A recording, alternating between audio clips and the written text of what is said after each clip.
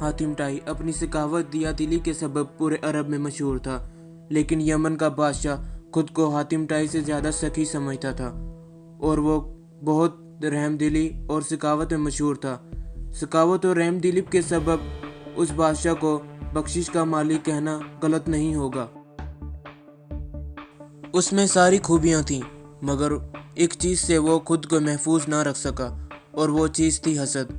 हसद आदमी को कभी सुकून लेने नहीं देती, मगर अफसोस यमन का बादशाह भी हसद में मुब्तला था। वो हमेशा एक शख्स से हसद रखता था। दोस्तों, वो शख्स कोई और नहीं बल्कि हातिम टाई था। मज़ीद आगे बढ़ने से पहले मेरी नए आने वाले दोस्तों को गुजारिश है कि आप हमारे चैनल को सब्सक्राइब कर लें ताकि आप हमारी वीडियो को जल्द से जल्द देख सकें। यमन के बादशाह में इस चीज़ का हसद था कि हातिम टाई उससे ज़्यादा सखी है और वो इस चीज़ से नफरत करता था। हसद इतना था कि वो हातिम टाई को अपना सबसे बड़ा दुश्मन मानता था, क्योंकि बेपनाह सखावत करने के बावजूद भी उसको हातिम टाई जितनी शोहरत हासिल ना थी। और जब भी कभी सखावत का जिक्र होता तो हातिम टाई की मिसालें दी जाती थीं। रफ्ता रफ्ता यमन के बादशाह का हसद हातिम टाई से इतना बढ़ गया था कि अगर कोई उसके सामने हातिम का नाम भी लेता तो वो बहुत गुस्से में आ जाता था। वो कहने लगता, अरे किस बेवकूफ़ की सखावत की बात करते हो, वो मुझसे ज़्यादा सखावत नहीं कर सकता। जिसके पास ना तो सल्तनत है और ना ही दौलतमंद, वो भला कैसी सखावत करेगा। बादशाह नफरत से कहता, सखावत खाली जेब में नहीं होती। एक दफ़ा का जिक्र है, उस बादशाह ने अपनी सखावत का मुजाहरा करने के लिए जश्न का इंतज़ाम किया। उस जश्न आम में खासों आम, ज़रूरतमंद और बेज़रूरत लोगों को तरह तरह से नवाजा और सबकी झोलियाँ भर दी। किसी को भी अपनी सखावत और बख्शिश से किसी को भी महरूम ना रखा। अगरचे यमन के बादशाह की सखावत दिखावा नहीं थी, वो असली में भी बहुत सखी था और अपनी रियाया का हमदर्द था, और लोग जानते थे कि वो हातिम टाई से चिढ़ता है। इसलिए किसी ने जश्न में मजाक से हातिम टाई का जिक्र छेड़ दिया। उस पर उसके कई लोगों ने भी हातिम टाई का जिक्र से हातिम की तारीफ करना शुरू कर दी। बस फिर क्या था, बादशाह हातिम की तारीफ बर्दाश्त न कर सका और हसद की आग में जलने लगा। उसने समझ लिया, जब तक हातिम टाई जिंदा है लोग मुझे सकी नहीं कहेंगे। हातिम की वजह से मेरी कोई अहमियत नहीं रहती।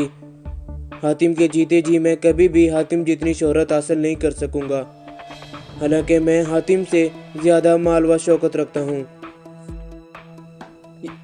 यमन के इस बादशाह में ये बात बैठ गई थी कि उसकी शोहरत की राह में हातिम टाई का वजूद दीवार बना हुआ है और इस दीवार को गिराना ज़रूरी है। मैं तुम्हें बहुत अमीर बना दूंगा। उसके अलावा भी बादशाह ने अपने सिपाही आदिल को इनाम और दौलत देने का लालच दिया और आदिल हातिम टाई को कत्ल करने की नीयत से कबीला बनी की तरफ रवाना हो गया। वो दिन रात सफ़र करते हुए करीब जा पहुंचा। अभी वो कबीले की बस्ती से कुछ देर ही दूर था कि रास्ते में एक आदमी मिल गया।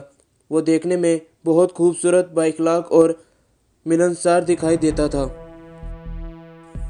और आप कौन हैं और आप कहाँ जा रहे हैं? उस आदमी ने हातिम से पूछा। आदिल ने जवाब में कहा, मैं मुसाफिर हूँ, यमन से आया हूँ, रात बस्ती में गुजार कर आगे चला जाऊँगा।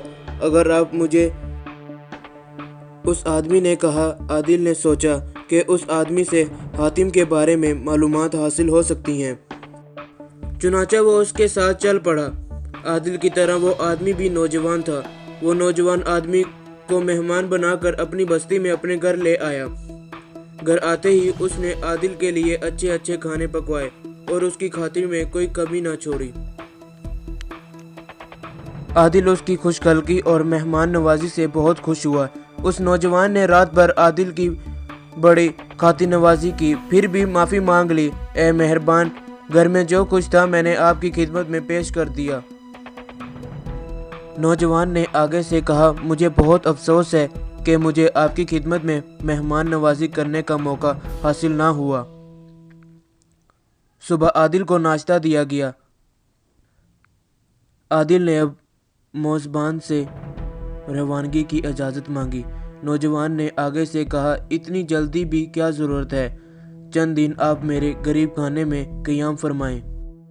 اس کی درخواست سن کر عادل نے کہا، میں زیادہ دیر تک آپ کے پاس نہیں رک سکتا، مجھے ایک بہت ہی ضروری کام پر جانا ہے، میں اس کام پر جا رہا ہوں۔ نوجوان نے اس سے کام کے بارے میں پوچھا،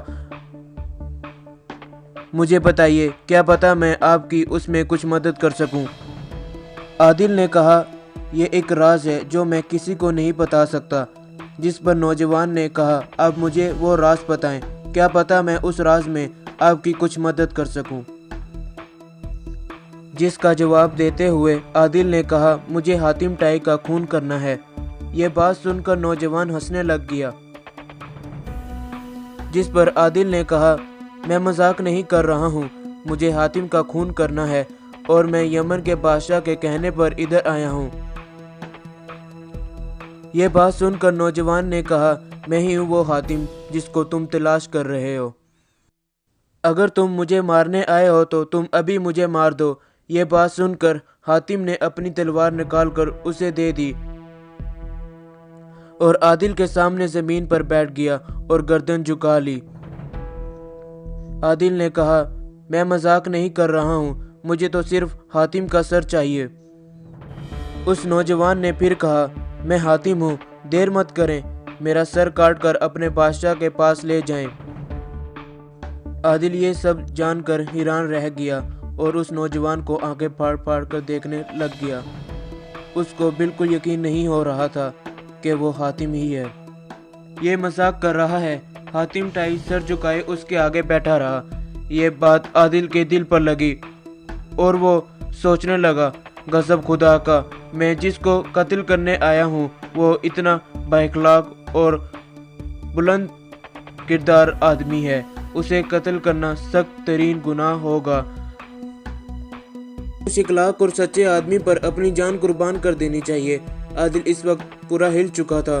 اس کے ہاتھ میں جو حاتم کی تلوار تھی وہ زمین پر گر گئی اور اپنے جذبات پر قابو نہ رکھ سکا اور حاتم ٹائی کے ہاتھ پاؤں چومنے لگا۔ عادل میں کچھ ایسی چیز طاری ہوئی، اس نے اپنی تلوار نکال کر پھینک دی اور تیر کمان توڑ دیے اور وہ غلاموں کی طرح ہاتھ باندھ کر حاتم کے سامنے کھڑا ہو گیا۔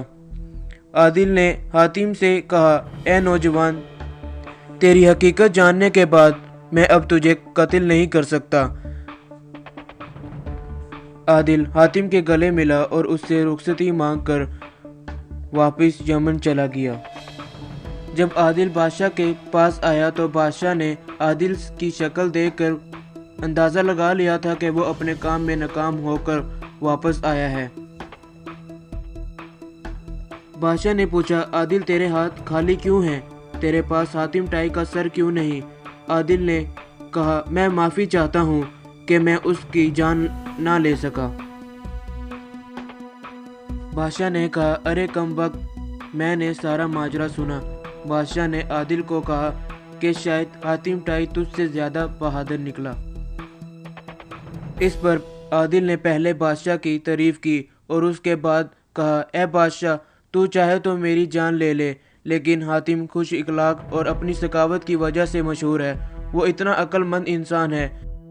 میں اس کا قاتل بننے گیا تھا مگر اس نے مجھ پر اتنے احسانات کیے اور مجھ پر اتنی مہربانی کی۔ میں اس کا قتل کرنے گیا تھا مگر اس نے اپنے احسانات اور مہربانی سے مجھے ہی قتل کر ڈالا۔ یہ سب اس نے بادشاہ کو بتایا تو بادشاہ بھی یہ سب سن کر حاتم کی تعریف کرنے پر مجبور ہو گیا۔ سخاوت واقعی حاتم کا حق ہے اور لوگ اس کی سخاوت کی سبھی تعریف کرتے ہیں۔ پھر بادشاہ نے اپنے وعدے کے مطابق عادل کو بہت سارے انعامات پیش کیے۔ سخی وہ ہے جو مشکل وقت میں بھی اپنی جان بھی سخاوت کر دے۔